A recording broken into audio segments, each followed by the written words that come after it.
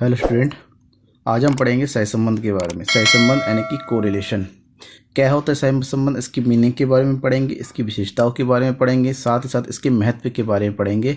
और ये कोरिलेशन का लेक्चर नंबर 1 है, यानी कि इस वीडियो में हम केवल इसकी थ्योरी यानी कि मीनिंग और विशेषताएँ और महत्व के बारे में पढ़ेंगे।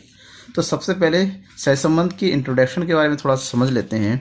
सहसंबंध का आविष्कार सबसे पहले सर फ्रांसिस गाल्टन ने किया था और उन्होंने चरों के बीच बिंदु रेखीय रूप में संबंध स्थापित करने के लिए सहसंबंध का प्रयोग किया था। यानी कि जो सहसंबंध के बारे में हम पढ़ रहे हैं, कोरिलेशन के बारे में पढ़ रहे हैं, इसके बारे में सबसे पहले सर फ्रांसिस गाल्टन ने इंट्रोड्यूस कराया था। इसके बाद क्योंकि इन्होंने केवल बिंदु रेखीय के रूप में किया था, बिंदु रेखीय जैसे कि आपने पढ़ेंगे विक्षेप बिंदु, जहाँ पर उन्होंने बिंदुओं के आधार पर बताया था कि सहसंबंध किस प्रकार से होता है दो चरों के बीच में।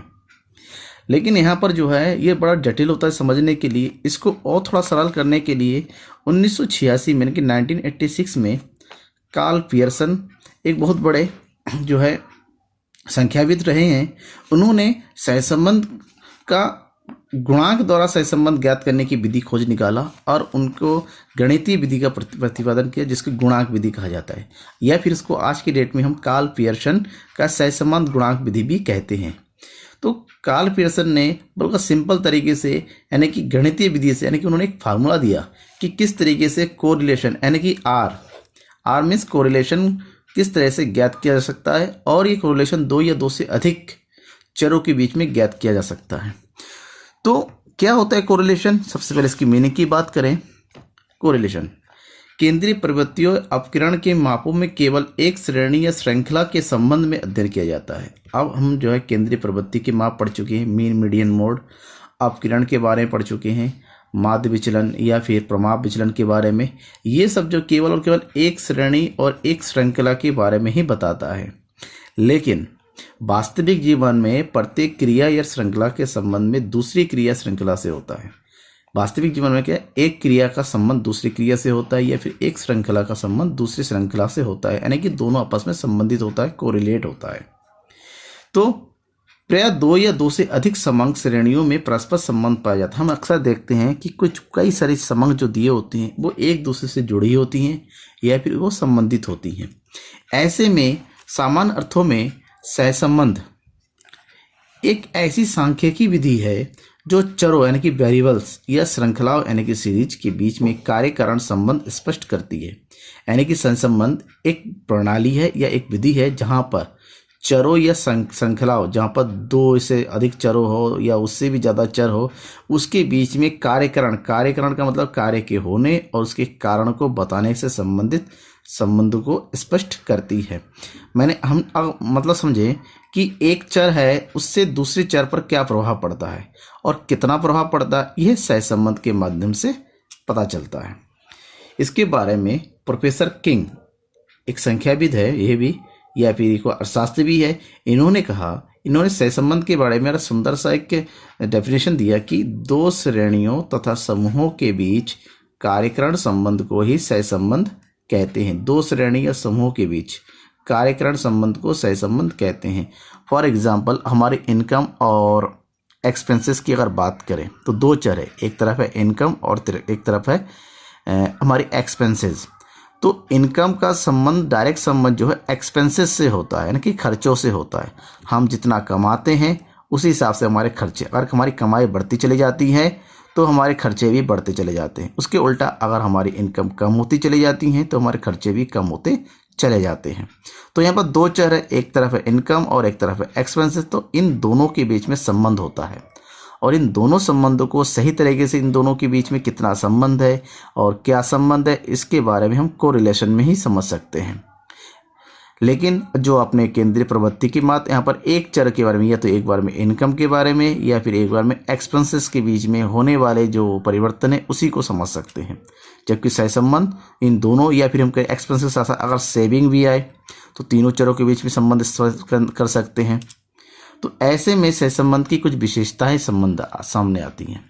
कौन कौन सी विशेषता हैं? सबसे पहले, सहसंबंध एक सांख्यिकीय तकनीक है जिसका प्रयोग 2 या 2 से अधिक चरों के बीच पाए जाने वाले संबंधों को मापने के लिए किया जाता है। सहसंबंध एक तकनीक है, यूज सांख्यिकी तकनीक है, यानी कि न्यूमेरिकल। जहाँ पर दो या दो से अधिक चरों के बीच जो संबंध होता है उसको मापने के लिए इसका प्रयोग होता है। और दूसरा है सहसंबंध, दो या दो से अधिक चरों के बीच पारस्परिक संबंध की दिशा बताता है। दिशा का मतलब होता है अगर एक में वृद्धि होती है तो दूसरे में वृद्धि हो रही है, कमी हो रही है, कितनी वृद्धि हो रही है या कितनी कमी हो रही है, इसके बारे में सहसंबंध बताता है।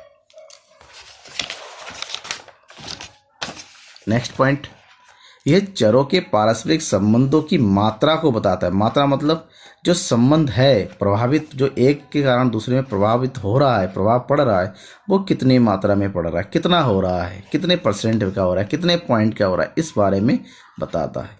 यह चरों के बीच कारण परिणाम के संबंध को बताता है। कारण परिणाम का मतलब एक में होने वाली वृद्धि या कमी से दूसरे पर क्या परिणाम होता है, क्या प्रभाव पड़ता है, इसके बारे में बात करता है। अब ये तो होगी सहसंबंध की विशेषताओं के बारे में। और सहसंबंध का कुछ महत्व है क्या, मतलब सहसंबंध कहाँ कहाँ जो है इसका प्रयोग होता है, कहाँ कहाँ इसकी ज़रूरत पड़ती है। तो सहसंबंध के महत्व को समझें तो सबसे पहले सहसंबंध का पहला महत्व है दो चरों के मध्य संबंधों को जानने में सहायक।